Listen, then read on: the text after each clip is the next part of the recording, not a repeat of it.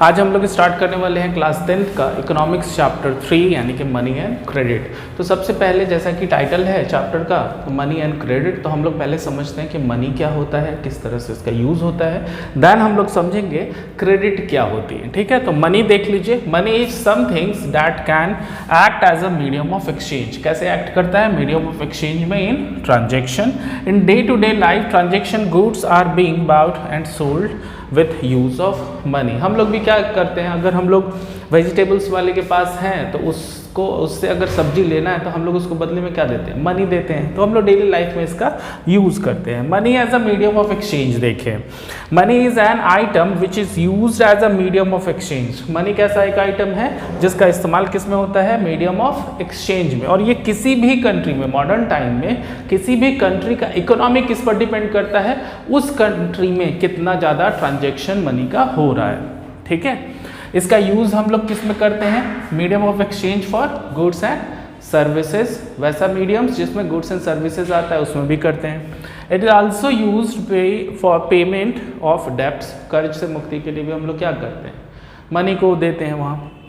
अब early times में देखिए क्या होता है। People used to exchange one commodity for another depending on their requirement under the barter system।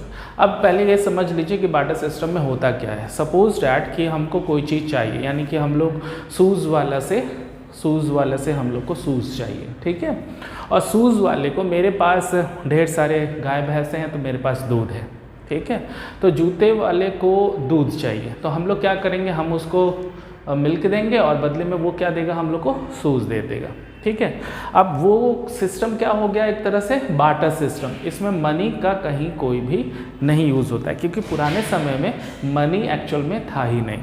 ठीक है, however exchanging goods in the barter system required a double coincidence of wants. ठीक है, जबकि हम लोग ऑलरेडी जानते हैं, जैसा कि अभी हम बताएं कि शू वाले को मिल्क चाहिए था, मिल्क वाले को शू चाहिए था, दोनों आपस में एक्सचेंज कर लिया, तो वो सिस्टम क्या कहलाता है?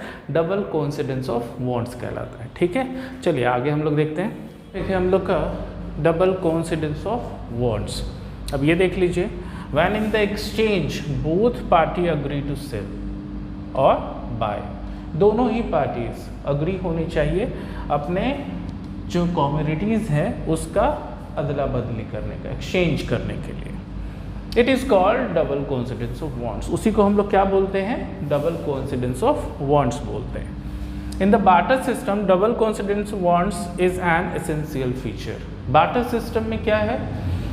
डबल कोइंसिडेंस ऑफ वांट्स एक एसेंशियल फीचर्स के तौर पर है, यानी कि बिना उसके डबल कोइंसिडेंस ऑफ वांट्स के बार्टर सिस्टम हो ही नहीं सकती। ठीक है, अब बार्टर सिस्टम क्या है वो समझ लीजिए। When goods are directly exchange for goods, goods are directly exchange for goods. Goods किस में चेंज हो रही है? डायरेक्टली एक्सचेंज हो रही है गुड्स में। And there is no use of money, कोई मनी का यूज नहीं हो रहा है, उसको क्या बोलते हैं हम लोग? Barter system. लिमिटेशन आ जाइए। लिमिटेशन ऑफ बार्टर सिस्टम, कुछ लिमिटेशंस हैं।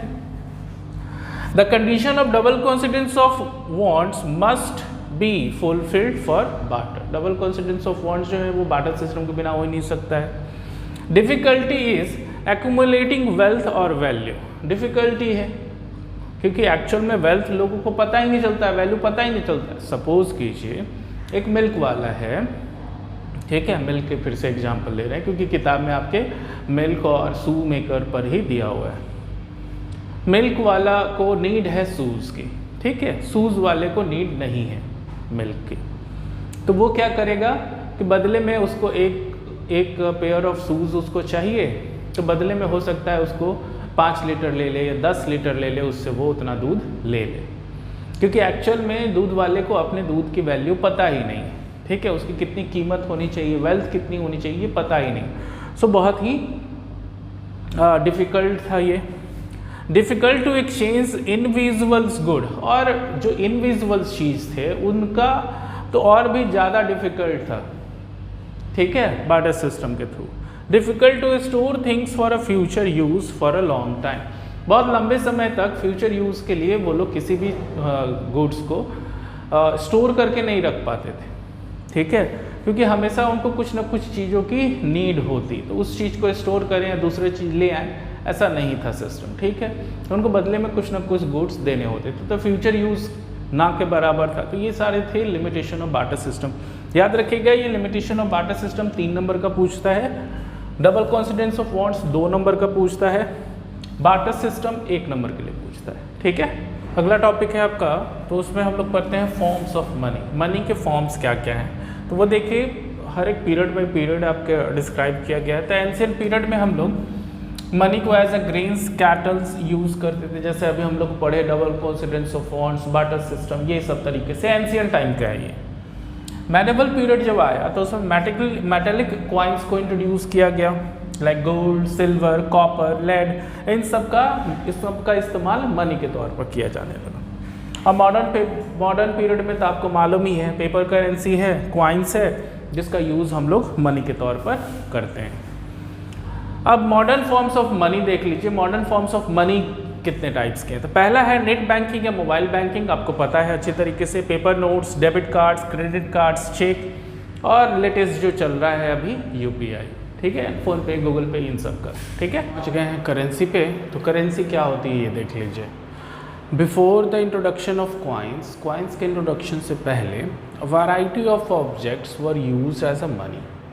वैरायटी ऑफ यूजेस क्या होती थी, वैरायटी ऑफ थिंग्स जो थी वो यूजेस होती थी मनी के प्लेसेस पर। जैसे हम लोग पहले पढ़ चुके थे barter system, double coincidence of bonds, ठीक है। Since the very early ages Indians use grains and cattle as a money. Grains और कैटल्स को भी हम लोग मनी की तरह यूज़ करते थे। Modern forms of money included currency, paper, notes and coins. आज के डेट में हम लोग किस तरह से यूज़ करते हैं, तो currency, paper, notes and coins को as a medium of exchange हम लोग इस्तेमाल करते हैं, ठीक है। अब आते हैं, अगला टॉपिक है आपका reserve bank of India. It means आपका आरबीआई, ठीक है, इसको आरबीआई बोलते हैं। इसका एस्टैब्लिशमेंट कब हुआ था, तो 1 अप्रैल 1935 को ये एस्टैब्लिशमेंट हुआ था। इसके मिनिस्टर्स कौन से मिनिस्ट्री में आती है, तो मिनिस्ट्री ऑफ फाइनेंस में आती है। अभी इसके गवर्नर कौन है, तो अभी इसके गवर्नर है शक्तिकांत दास, ठीक है, यानी कि रिसेंट अभी 2020 में। अब आते हैं, आरबीआई जो है वो सेंट्रल बैंक ऑफ इंडिया है, विच controls the monetary policy of the country की पूरी मॉनेटरी पॉलिसी, कहाँ कितना पैसा है, किस बैंक के पास, कौन बैंक सा लोन में है, कौन बैंक आरबीआई जो है वो एक सेंट्रल बैंक ऑफ इंडिया है जो कंट्रोल करती है monetary policy of the country. Monetary policy पर भी एक वीडियो है अलग से, आप चाहें तो वो भी देख सकते हैं। मॉनेटरी पॉलिसी में क्या होती है, तो मॉनेटरी पॉलिसी में मॉनिटरिंग की जाती है। मॉनिटरिंग करने का मतलब पूरा देख रेख करना, किस बैंक को, कौन सा बैंक जो है वो लॉस में है, कौन सा बैंक प्रॉफिट में है, ये सारा का सारा मॉनेटरी पॉलिसी के through RBI time to time check कर सकती है। RBI supervise the activities of formal sector and keep the track of their activities, ठीक है। जितने भी फॉर्मल सेक्टर के बैंक्स हैं, ठीक है, चाहे वो प्राइवेट हो या फिर वो under the control of government हो, ठीक है, वो सारा का सारा सुपरवाइज कौन करती है, तो आरबीआई। एक बार और जान लीजिए आप कि आरबीआई किसी भी बैंक को लाइसेंस दे सकती है और किसी भी बैंक का लाइसेंस काट सकती है। चलिए अब इसके फंक्शंस देखिए। पहला है issue of currency in the behalf of government, ठीक है, करेंसी को इशू करती है। गाइडलाइंस इशू करती है कि कौन सा बैंक कितना रेट ऑफ इंटरेस्ट पर ही दे सकते हैं, उससे ज़्यादा नहीं दे सकते हैं, उससे कम नहीं दे सकते हैं। इस तरह के सारे गाइडलाइंस आरबीआई के थ्रू ही स्टार्ट होता है। गिव डायरेक्शन रिगार्डिंग टर्म्स, किस डायरेक्शन में किस तरह से आपको वर्क करना है बैंकिंग सेक्टर में, ठीक है, पैसों का किस तरह से वर्क होगा, इसका पूरा गाइडलाइन निकालती है, डायरेक्शन देती है। To provide feedback regarding monetary policy, feedback देती है मॉनेटरी पॉलिसी के थ्रू गवर्नमेंट को कि कौन सी बैंक जो है वो घाटे में जा रही है या किस बैंक को आपकी हेल्प चाहिए।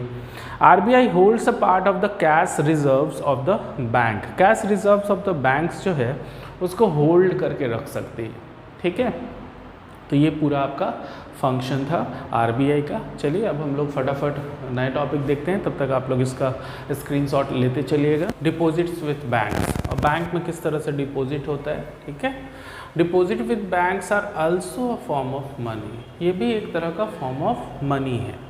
अ person can deposit in the bank of opening an account on his and her name, पहला क्या होता है, आपको अकाउंट ओपन करना पड़ता है, जो कि जो बैंक में ओपन करना जाता है उसके नाम पर बनता है। ठीक है, उसके बाद आपको उस पॉइंट पर क्या चाहिए, कुछ मनी चाहिए ताकि आप वहाँ डिपॉजिट कर सको। डिपॉजिट का मतलब क्या होता है, जमा करना, और विड्रॉ का मतलब क्या होता है, निकालना, याद रखिएगा। ठीक है, अब पीपल जो है वो डिपॉजिट क्यों करेगा, ताकि उसको उस जो भी पैसे वो वहाँ पर जमा कर रहा है, डिपॉजिट कर रहा है, उसके बदले उसको कुछ और एक्स्ट्रा मनी एड अप होकर के मिले, which is given on the money already depositing by bank, जो वो बैंक में जमा करता है। अब आते हैं चेक। चेक देख लीजिए, cheque is basically a paper instructing the bank to pay a specific amount from the person's account to that the person whose name the check has been issued। ठीक है, अब आप सपोज़ करो कि किसी को 1 लाख या 5 लाख रुपए देने हैं, तो बड़ा मुश्किल हो जाएगा वो सारे के सारे पैसे कैरी करना। हो सकता है चोरी हो जाए, छीना झपटी हो जाए, बहुत सारे कॉज हो सकते हैं। इस वजह से क्या किया जाता है, ज़्यादातर चेक काट के दिया जाता है। ठीक है, अगर सपोज़ कीजिए कि मुझे आपको पैसे देने हैं, तो आप कैसे करोगे, आपके नाम पर हम चेक बनाएंगे, अमाउंट डालेंगे, आपको देंगे। ठीक है, और आप जा कर के बैंक में सबमिट करोगे और उसके बदले आपको पैसे इशू हो जाएंगे। तो वो ज़्यादा आसान है। ठीक है, ज़्यादातर लोग कैरी नहीं करना चाहते हैं, तो वो पैसे अपने अकाउंट में डलवा लेते हैं और जितनी भी नीड होती है उसके अनुसार वो लोग खर्च करते हैं।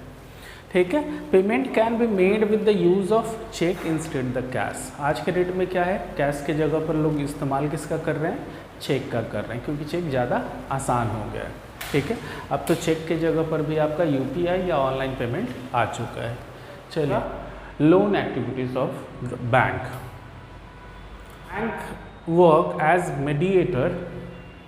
मीडिएटर के तौर पर वो वर्क करता है between the depositor and the borrower, यानी कि जमा करने वाला और मांगने वाला।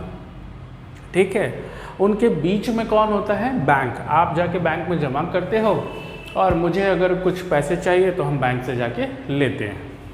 People deposit their money in the bank, get some rate of interest as extra money. हम लोग पहले ही इसके पिछले टॉपिक में पढ़े हैं कि पीपल जो हैं वहाँ अपना अकाउंट ओपन करते हैं और क्या लेते हैं, बदले में कुछ एक्स्ट्रा मनी उनसे लेते हैं। Bank hold some percentage of their deposit in the bank. Bank क्या करती है, होल्ड करती है, पैसे को जब होल्ड करती है तो उससे जो कुछ परसेंटेज बनता है वो बैंक अपने पास रखती है। A major portion of deposited money is provided to those people who are needy of money for the economic activity. Economic activities में अगर किसी को पैसे की नीड होती है तो वो कौन प्रोवाइड करती है, बैंक प्रोवाइड करती है। कैसे, एज फॉर एग्जांपल हो गया अंबानी, अडानी, जितने भी हैं बड़े इंडस्ट्रियलिस्ट, वो सारे के सारे किससे लोन लेते हैं, बैंक से। ठीक है, in this case money is provided as a loan with the higher rate of interest। अब इस वजह से इन केस में क्या होता है कि मनी जो है जब लोगों को प्रोवाइड की जाती है, अंबानी, अडानी, इन सबको प्रोवाइड जब की जाती है तो क्या होता है, हायर रेट ऑफ इंटरेस्ट पर उनको पैसे दिए जाते हैं। ठीक है, the difference between interest on borrowing money and the interest of deposited money is the income of bank. ठीक है, अब सपोज कीजिए, ठीक है, बैंक कैसे कमाती है वो पहले आप देख लीजिए, किस तरह से वो अर्निंग करती है। सपोज कीजिए कि आपने वहाँ 1000 रुपीज़ बैंक में जमा किए। ठीक है, ये हमारा बैंक हो गया। ठीक, अब कोई ए पर्सन है जो यहाँ पर डिपॉजिट करता है, बी पर्सन को क्या चाहिए, लोन चाहिए, तब वो क्या करेगा, बैंक से लेगा। बैंक इनको कितना देगी, सपोज कीजिए 2% रेट ऑफ इंटरेस्ट पर बैंक इनको बोलती है कि अगर आप 1000 रुपीज़ जमा करते हैं तो आपको 2% रेट ऑफ इंटरेस्ट मिलेगा। ठीक है, इनको कितना बोलती है कि अगर आपको 1000 रुपीज़ चाहिए तो आपको 5% का रेट ऑफ इंटरेस्ट आपको देना होगा। ठीक है, अब 5% इनसे ले रही है, 2% इनको देना है, तो बैंक के पास कितना बचता है, 3%, जो कि क्या है, बैंक की एक्चुअल में कमाई है। ठीक है। इस वजह से जिस बैंक में लोन सिस्टम बहुत अच्छे से काम नहीं करता है वो बैंक घाटे में चली जाती है, क्योंकि बैंक की कमाई होती ही नहीं है। ठीक है, अब आते हैं credit. Credit also called loan, credit को ऑल्सो हम लोग लोन कहते हैं, is an agreement in which the lender supplies to the borrower money, goods and services with the promise of the future payment. अगर आप क्रेडिट लेते हो, loan लेते हो, तो क्या करते हो कि फ्यूचर में आप पेमेंट दोगे। ठीक है, अब इसी क्रेडिटेड को हम लोग एक नए टर्म्स में सीखते हैं, जिसको हम लोग क्या बोलते हैं, EMI। आपने देखा होगा वो बहुत सारे शॉप्स के आगे लिखा हुआ है EMI। EMI का मतलब क्या होता है, ईजी मनी इन्वेस्टमेंट। ठीक है, ये भी एक तरह का लोन ही है, लेकिन बहुत ईजी किस्तों में है। ठीक है, और इस पर रेट ऑफ इंटरेस्ट जो है वो भी बहुत कम है in the compare of banks. ठीक है, चलिए अब नेक्स्ट चैप्टर में पढ़ते हैं। फटाफट इसका स्क्रीनशॉट ले लीजिए। हम लोगों ने पढ़ लिया क्रेडिट क्या होता है। अब आते हैं 2 डिफरेंट सिचुएशन आपकी किताब में दिया है, जिसमें पहला है एक छोटा सा स्टोरी सलीम का और दूसरा का स्टोरी है स्वप्ना का। ठीक है, तो ये स्टोरीज़ के थ्रू हम लोग देख सकते हैं क्रेडिट के डिफरेंट सिचुएशन। ठीक है, और ये डेली लाइफ में है, हम लोग अपने आस पड़ोस में, गाँव में ज़्यादातर ये देखते हैं। चलिए आइए देखते हैं हम लोग फर्स्ट। तो पहला है आपका credit is as an asset. Credit जो है एक तरह का असेट के तौर पर भी लोग यूज़ करते हैं। वो देखिए असेट क्या है। During the festive season a shoe manufacturer Salim has received the order of making shoe in bulk with in 1 month time. 1 month के टाइम में सलीम ने उनको एक ऑर्डर मिलता है। ठीक है, अब उस ऑर्डर को, उस प्रोडक्शन को पूरा करने के लिए वो क्या करता है, उसको ये प्रोडक्शन कंप्लीट करने के लिए एक्स्ट्रा वर्कर्स की नीड है, क्योंकि वो अकेले नहीं कर सकते, एक्स्ट्रा वर्कर्स की नीड है। उसके बाद जो रॉ मटेरियल्स उनको परचेज करने हैं वो भी बहुत ज़्यादा एक्स्ट्रा है। तब इस एक्स्ट्रा सप्लाई के लिए वो क्या करता है, क्योंकि शू मेकर है तो उसको सबसे रॉ मटेरियल के तौर पर वो क्या इस्तेमाल करेगा, लेदर का, तो लेदर वो एक्स्ट्रा लेता है। ठीक है, और प्रॉमिस क्या करता है लेदर वाले से कि वो उनको पेमेंट क्या करेगा, लेटर करेगा, बाद में करेगा, 1 महीने बाद करेगा, क्योंकि 1 महीना का ड्यूरेशन यहाँ मिला है इसको। Then he takes some advance payment from traders. अब जो ऑर्डर दिया है उससे क्या करता है, ये कुछ एडवांस पेमेंट ले लेता है। अब by the end of month ये क्या करता है कि ये एबल है, उस जितना भी ऑर्डर इसको मिला है वो डिलीवर वो कर सकता है, और उसके बाद वो जब डिलीवर करता है उसको गुड प्रॉफिट होता है, और जिससे जो पैसा लिया था उसको वो वापस कर देता है। तो यहाँ क्रेडिट को एज अ बेनिफिशियल के तौर पर दिखाया गया है इस स्टोरी में। अब दूसरा स्टोरी देखिए, जो एक तरह का डेब्ट ट्रैप हो जाता है। डेब्ट यानी कि कर्ज का एक तरह का जाल बनता है। A farmer Swapna picks up loan from the money lenders to meet the expense of cultivation. अब फार्मिंग करने के लिए सपना जो है वो लोन लेती है, but unfortunately the crops was hit by the pest and there was crop failure. अब वहाँ कीड़े मकोड़े, पेस्ट का मतलब कीड़े मकोड़े जो है वो लग जाते हैं और क्रॉप क्या होता है, फेल्ड हो जाता है। So she is unable to repay the loan and डेब्ट ग्रो लार्जर विथ इंटरेस्ट। और इसी के साथ वो रीपे नहीं कर पाती है और ये कर्ज जो है वो बढ़ता रहता है। बढ़ता कैसे रहता है, अब ये एक बार की फेल्ड हो गया, सेकेंड टाइम ये फिर मनी लेंडर से पैसे लेगी। ठीक है, फिर से ये एग्रीकल्चर करेगी। अब जो इसका प्रॉफिट होगा या जो इस एग्रीकल्चर से वो प्रॉफिट कमाएगी, अब उसको किसको देने हैं, दोनों मनी लेंडर्स को। अगर एक ही मनी लेंडर से 2 बार लिए हैं तो वो भी डेब्ट ट्रैप में फंसता जाएगा, वो उसको देना है। ज़्यादातर लोग क्या करते हैं कि एक मनी लेंडर से लेते हैं, दूसरे मनी लेंडर से लेते हैं, ताकि एक का जो पैसा डूब गया है वो पैसा दे पाए। ठीक है, और बदले में क्या होता है कि ना इनका पूरा कर पाते हैं वो लोग, ना इनका पूरा कर पाते हैं, दोनों तरफ से फंस जाते हैं। इस वजह से ये आपका टॉपिक आता है डेब्ट ट्रैप। डेब्ट ट्रैप के बारे में आगे भी है, हम लोग और डिटेल में पढ़ेंगे इसको। चलिए फटाफट इसका स्क्रीनशॉट ले लीजिए अपने अगली टॉपिक पर, जिसमें आपको पढ़ना है different situation of loan for both Salim and Swapna. हम लोग पिछले जो टॉपिक था उसमें हम लोगों ने सलीम के बारे में पढ़ा था, स्वप्ना के बारे में पढ़ा था। अब लोन्स जो है वो पॉजिटिव रोल प्ले करती है सलीम के लिए, वहीं नेगेटिव रोल प्ले करती है किसके लिए, सपना के लिए। अब सलीम के लिए क्या है कि ये रिपेड कर देता है लोन को और प्रॉफिट बनाता है, और स्वप्ना क्या है, वो रीपे नहीं कर पाती है, इस वजह से उसको प्रॉफिट मिलता ही नहीं है, तो रीपे कैसे कर पाए। दूसरा है कि वो रीपे नहीं कर पाती है तो वो किस में फंस जाती है, डेब्ट ट्रैप में वो पूरी तरह से फंस जाती है और उसका ज़मीन तक सेल हो जाता है। अब आते हैं इसी को क्वेश्चन तौर में, how do farmers gate into the डेब्ट ट्रैप। अब फेलियर ऑफ क्रॉप्स पहला रीज़न, ठीक है, अगर फेलियर ऑफ क्रॉप्स हो जाए तो वो रीपेमेंट नहीं कर सकती हैं। डाउनफॉल ऑफ क्रॉप भी हो तब भी वो रीपे करने में उनको प्रॉब्लम होती है, इम्पॉसिबल हो जाता है उनके लिए। हायर इंटरेस्ट जो है उनका लाइफ बहुत डिफ़िकल्ट बना देता है, ठीक है। और जो credit in such condition pushes borrow into the situation from which recovery is painful and they get into the डेब्ट ट्रैप, ठीक है। अब ये क्या करते हैं कि एक लोन से बचने के लिए दूसरा लोन लेते हैं, और पर्टिकुलर वन लोन का भी बचा रहता है, सेकंड लोन का भी बचा रहता है, इस वजह से वो क्या हो जाता है, एक तरह से डेब्ट ट्रैप में वो फंस जाते हैं। तो ये था आपका। आइए हम लोग अगला टॉपिक देखते हैं, क्रेडिट पर। अब टर्म्स ऑफ क्रेडिट क्या होता है, तो terms of credit is setup of condition under which the loan given. अब जिस कंडीशन पर आपको लोन मिलता है, ठीक है, अब वो कंडीशन कुछ भी हो सकती है, कोई भी पेपर वर्क हो सकता है, कोई ज़मीन के कागज़, घर के कागज़, बिजनेस के जो दुकान वगैरह है, सोप वगैरह है, उनके कागज़, कोई भी कोलेट्रल एक हो सकता है, एक पेपर हो सकता है। It may include the mode of payment, interest rate, duration of credit and the other condition. ये सारे के सारे चीज़ आते हैं। अब किस मोड ऑफ पेमेंट में आप करोगे, ठीक है, आप अनाज दे के करोगे, क्रॉप्स दे के उनको करोगे, या फिर किसी तरह का कैश दोगे, ये सारा का सारा। रेट ऑफ इंटरेस्ट भी उसी में तय होता है। ड्यूरेशन ऑफ क्रेडिट, ठीक, कितने सालों के अंदर आप ये पैसे वापस कर दोगे, एंड द अदर कंडीशन, जो अदर कंडीशंस वो मनी लेंडर चाहे वो लगा सकता है।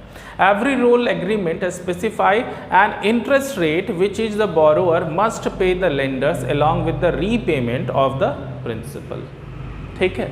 यानी कि आपको मूलधन के साथ मेन पैसे जो हैं, मान लीजिए आपने किसी को 6000 रुपीज़ दिए, तो 6000 रुपीज़ आपका प्रिंसिपल हो गया, और जो रेट ऑफ इंटरेस्ट वो तय करे 2%, 3%, 4%, ठीक है, उस रेट ऑफ इंटरेस्ट पर मंथली या फिर एनुअली, पुराने समय में एनुअली हुआ करता था, ठीक है, उसके बाद कुछ समय बाद जब हुआ तो फिर मंथली स्टार्ट हो गया, और अभी भी मंथली ही है।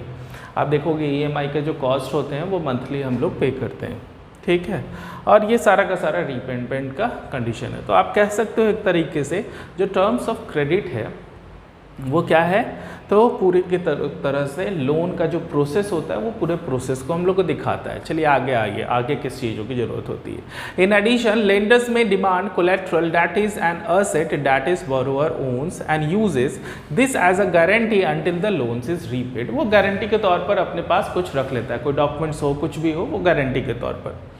If the borrower fails to repay the loans, अगर जो लेने वाला है, पैसा लेने वाला, वो फेल हो जाता है रीपे करने के लिए, तब उस टाइम में क्या होगा, the lender has the right to sell the collateral.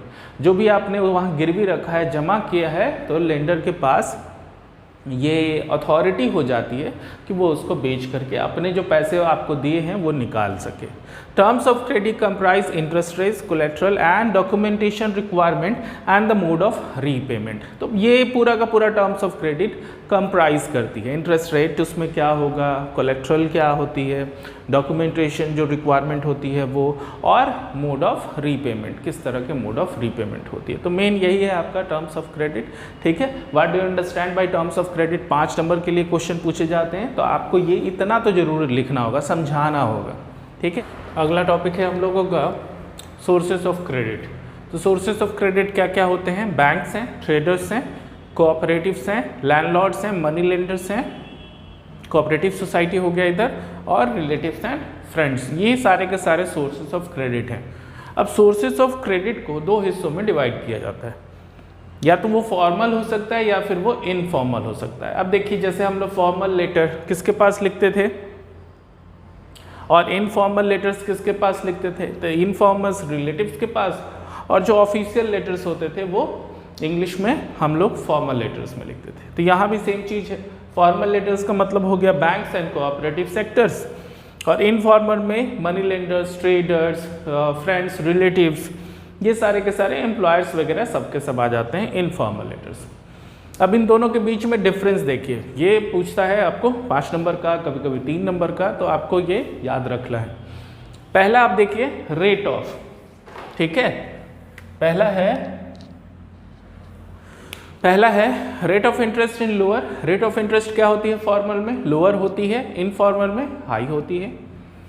Formal में कोलेट्रल की बहुत ज़्यादा ज़रूरत होती है, यानी कि जो आपके डॉक्यूमेंट्स हैं जिसके बेस पर वो आपको लोन देता है वो आपके पास होनी चाहिए।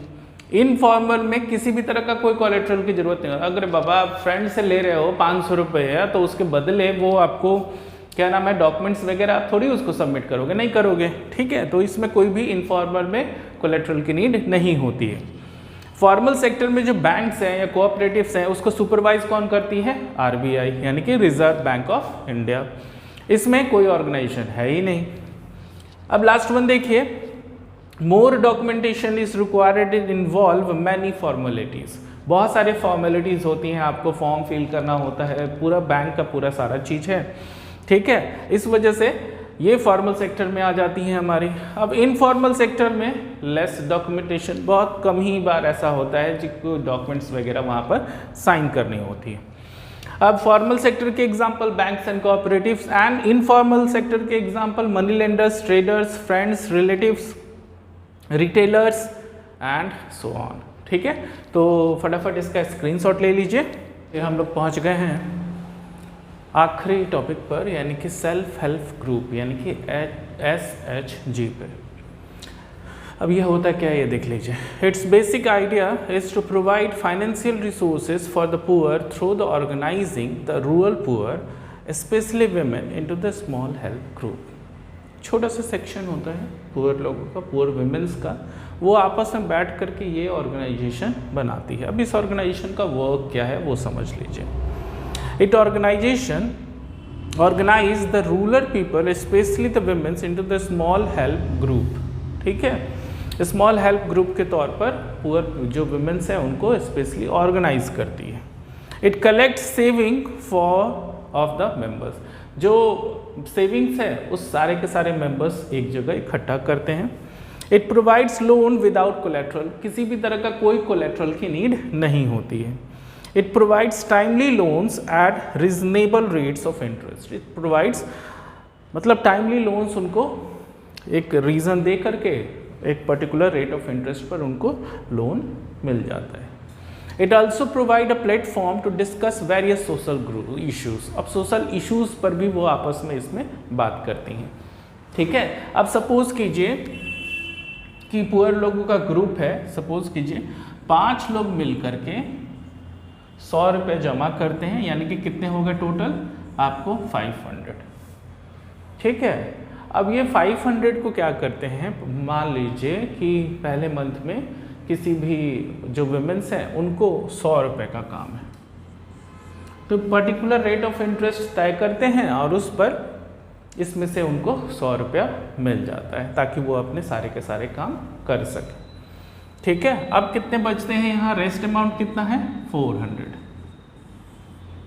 ठीक है, 400 है। अब नेक्स्ट टाइम अगर किसी और वुमेन को चाहिए 100 रुपीज़, अब यहाँ पर देखिए, यहाँ पर सब फिर से 100 रुपीज़ जमा करते हैं सबके सब, ये टोटल 100 रुपीज़ या यानी कि 500 ऐड कर दे तो हमारे पास कितना हो जाएगा 900।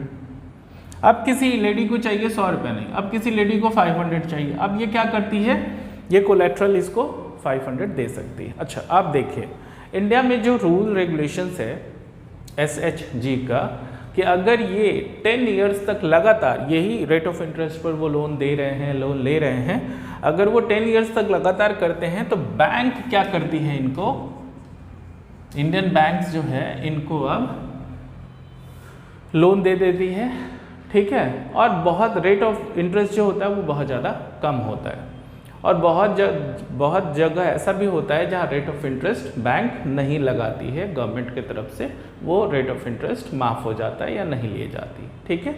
तो इस तरह से लोगों का जो गांव में रहने वाली औरतें हैं या फिर लोग जो हैं, ठीक है, वो इससे बहुत ज़्यादा फ़ायदा उनको मिलता है। अब आते हैं ग्रामीण बैंक। अब ये जो SHG जो था ये एक्चुअल में बांग्लादेश का कॉन्सेप्ट है। बांग्लादेश में भी ग्रामीण बैंक ऑफ बांग्लादेश का फॉर्मेशन हुआ था। इसका फाउंडर कौन थे? तो मोहम्मद यूनुस जो हैं वो इसके फाउंडर माने जाते हैं, एक प्रोफेसर थे, ठीक है। और इन्होंने नोबेल प्राइज़ भी जीता था कब? 2006 में। The poor women have proved to be reliable borrow as they have started and run the variety of small income generating activities successfully, ठीक है। यहाँ जो था पुअर वुमेन्स जो थी उनको एक तरह के रिलायबल बोरोअर के तौर पर देखा गया था इस ग्रामीण बैंक ऑफ बांग्लादेश में, ठीक है। और वो बहुत सारे छोटे छोटे इनकम्स जो थी वो जनरेट करती थी, सक्सेसफुली जनरेट करती थी, ठीक है, ताकि वो उनका जो बैंक सिस्टम है वो चलता रहे, ठीक है। तो ये था आपका money and credit class 10th। I hope आपको ये सेक्शन या सेशन अच्छा लगा होगा। अच्छा लगे तो ज़्यादा से ज़्यादा बात कीजिए, ज़्यादा से ज़्यादा इस पर चर्चा कीजिए, क्योंकि ये इकोनॉमिक्स जो चैप्टर है ये सिर्फ बातों का चैप्टर है। आप जितना ज़्यादा बोलोगे, जितना ज़्यादा एक दूसरे के साथ बात करोगे, उतना ज़्यादा ये चैप्टर आपको हेल्प करेगी। लाइक सब्सक्राइब करना और शेयर करना ना भूलें। अच्छा, अब एक क्वेश्चन आ जाता है, what was the advantage, explain the advantage of SHG, ठीक है। एक क्वेश्चन है, इसका आंसर आप हमको कमेंट बॉक्स में लिख करके भेजें। अगर सही रहा तो बहुत अच्छा है, और नहीं अगर सही है, कुछ प्रॉब्लम है, तो मैं उसे आपको रीराइट करके दोबारा सेंड करूँगा, ठीक है। और जितने भी इंपॉर्टेंट क्वेश्चंस हैं आप डिस्क्रिप्शन में जाके देख सकते हैं, इस चैप्टर से रिलेटेड जो पूछे गए हैं प्रीवियस ईयर क्वेश्चन PPQ में, ठीक है। चलिए, तो थैंक यू, बाय बाय, अपना ख्याल रखिए।